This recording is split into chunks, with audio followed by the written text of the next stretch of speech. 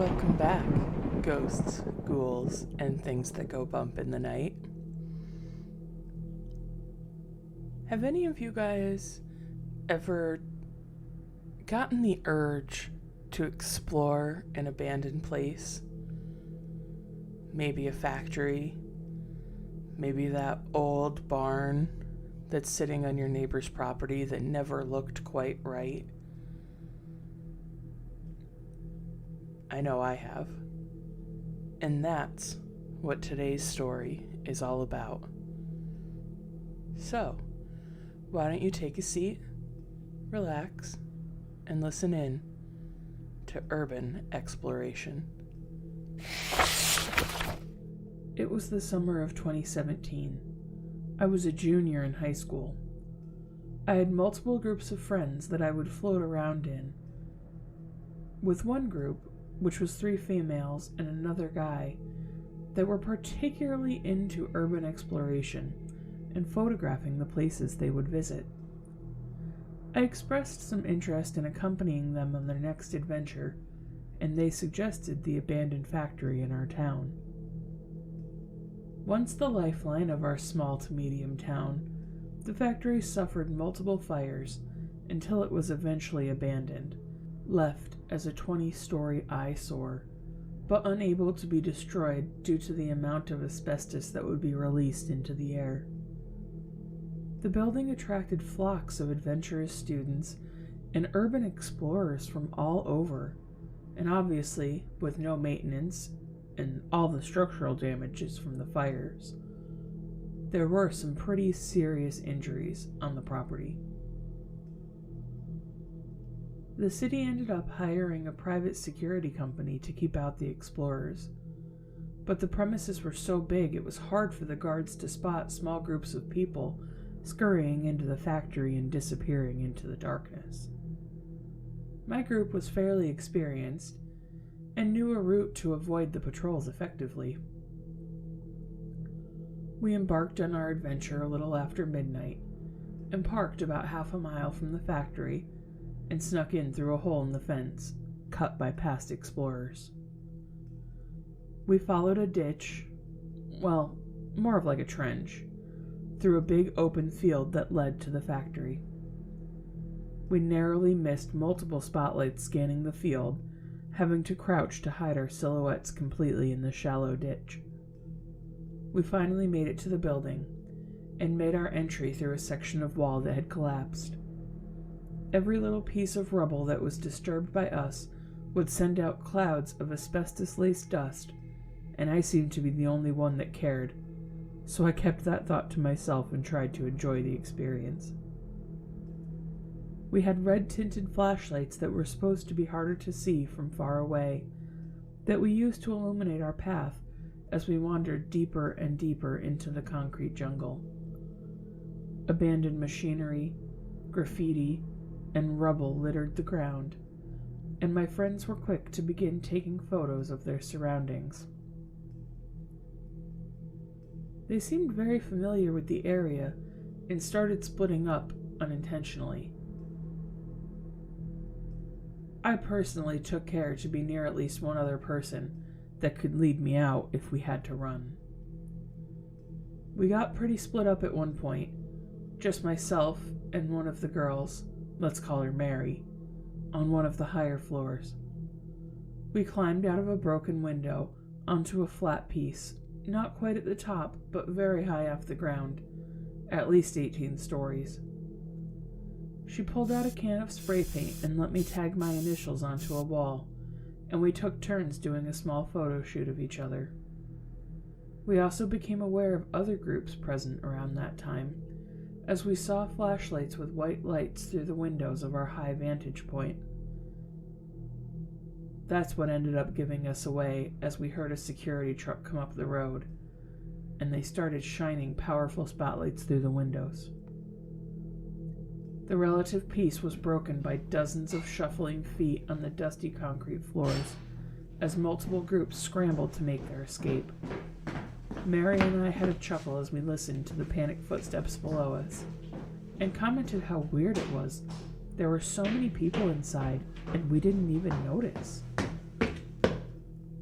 I would have panicked and ran myself, but Mary knew better and said the guards didn't usually come inside and would be very distracted chasing all the runners, so if we just waited a few minutes, we could stroll right out. Soon enough, the truck roared off, chasing away other explorers, and Mary and I were finally able to make our way down carefully through the rubble. During the escape, one of the other groups must have broken the sketchy, rusted-out metal staircase we had taken to get up, so we had to find another way down. It was at this point we checked our phones for any updates from our group, and with no texts, we figured they had made the dash to the exit during the initial panic and were probably still running. Our group had multiple contingency plans for exploration and wasn't going to leave anyone behind, so we weren't too concerned initially. While we were wandering, looking for a safe way down, we noticed a red glow in one of the rooms. Concerned it was one of us stuck in there with our red-tinted flashlights, maybe hurt, we quickly moved towards the room to investigate. My stomach sank when I saw that every inch of the walls were covered in demonic graffiti and writings, with satanic paraphernalia littering the ground. We saw everything from severely abused voodoo dolls to half-burnt Ouija boards, lit candles and pentagrams. I looked to Mary for comfort, but she was just as horrified as I was, her hand covering her mouth. Sensing her distress, I tried to play it off, like this was just the work of some pranksters, leaving it here to scare others, and even saying out loud how cliché everything looked, since we were on the 13th floor at this point. She seemed to lighten up a little bit from my spoken aloud thoughts, but regardless, there was no denying how uncomfortable we were standing there. We also couldn't determine the source of the red light. It just seemed to illuminate the room very weakly, but from an unknown location. We decided to leave, but not to run, as we didn't want to lose each other or risk getting hurt. As we exited, I felt my foot hit something soft that skidded across the floor. Both of our flashlights illuminated the object, and a cold chill raced down my entire body as we saw the decapitated goat head that I had just punted across the floor. I tend to talk a lot when I'm scared and try to turn it into humor, so I just started narrating what was going on in a goofy voice to try and stop the full-blown panic attack. Mary held my hand as I led the way, deciding not to go back and take our chances with the sketchy-looking staircase we had passed earlier, in favor for a safer way down. I offered to go first, to test if it would hold my weight, as I was much bigger than Mary. The second-to-last step fell under my weight, and I sprained my ankle from the unexpected drop. As I pulled my leg out from what used to be a step, I cut it pretty deeply on the sharp metal left behind, but I could hardly feel any pain at this point. Mary followed me down, carefully testing her weight on each step before committing to it, and just jumping from about 6 steps up to avoid a fate similar to mine. After finally getting off the 13th floor, I felt a little better, but the fear was still very present, and there was a long way to go until the exit. I hobbled ahead of Mary, holding hands again to avoid separating. But the way became a bit clearer as we found the path that we had come up the first time. We were just about to the 4th floor when we began hearing shuffling and footsteps above us, where we had just been, only a couple floors up. In the mental state we were in, this terrified us, and it took everything for me not to break into a full sprint. As we neared the exit, the footsteps got closer and closer, until we could tell they were on the floor directly above us. We were walking as fast as we could, and as soon as we cleared the collapsed wall that led us outside, we let go of each other and sprinted towards the car. Luckily, security wasn't around to give us problems, as they were likely still busy chasing any of the first group of runners. Even with the shape my leg was in, I made it through the hole in the fence first, and waited the couple seconds it took Mary to get through. As I waited, I glanced at the factory and saw over a dozen silhouettes standing on the flat part that we had just been on a few moments ago. They could have just been other explorers like us, but it creeped me out. Why hadn't they ran like everyone else? If they were waiting it out like us, by now the guards were probably getting back to their regular patrols. So why would you wait that long?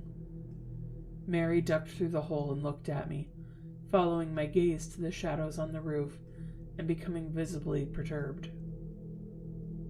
They weren't moving. They weren't showing any body language to suggest they were interacting with each other. They were just standing there. I became so disturbed by the idea they could be staring at us, so I grabbed Mary's hand and resumed our fast walk towards our car. We got to the car to the greetings of all our excited friends, still pumped up with adrenaline after running, and giddily sharing their funny personal accounts of what had happened. They grilled us on how we got out, and the story we gave them was obviously not what they were hoping for, and got blown off immediately, suggesting we took a little extra time to go do other activities. They wanted us to go back with them and show us the room, but Mary and I said there was no way we were going back, at least not tonight, and we were able to blame it on my ankle, which was throbbing and now swollen to almost twice its normal size. Urban exploring never caught on for me, especially after that experience, and Mary refused to ever visit the factory again. We described the room to our friends and told them they could go check it out, but they were never able to find it, despite attempting multiple times. I kind of grew apart from the group over the years and found my own group, but I still occasionally talked to Mary about our experience that night. Apparently our story got around and became a popular task for explorers to attempt to find the room, now nicknamed Red Room. As far as we know, nobody has ever been able to find it.